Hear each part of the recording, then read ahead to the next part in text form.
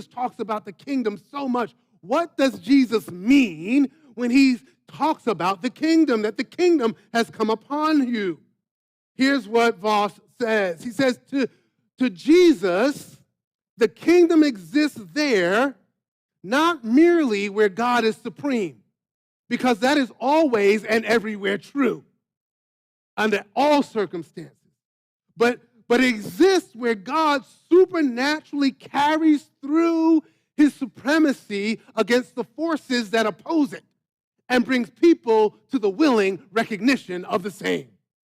When God carries through his supremacy against the forces that oppose it and brings people like you and I to the recognition of that supremacy, we get a glimpse of God's kingdom. And so in this regard, the church is a manifestation of his supernatural power and kingdom purposes. The church is a living sign of the union of all things in Jesus Christ because he supernaturally reconciles us to God and to one another by the power of his Spirit and brings us to the willing recognition of that truth.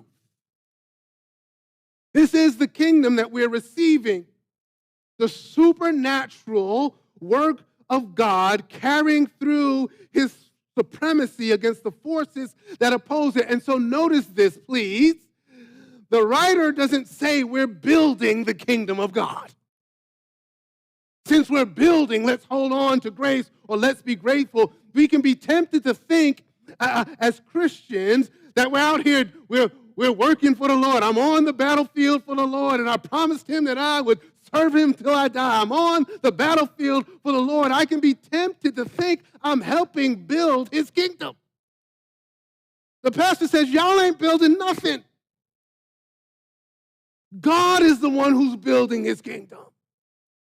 We are just debtors to grace because we get the blessing of receiving the kingdom right now. That's why it's an unshakable kingdom, because it's not dependent on us.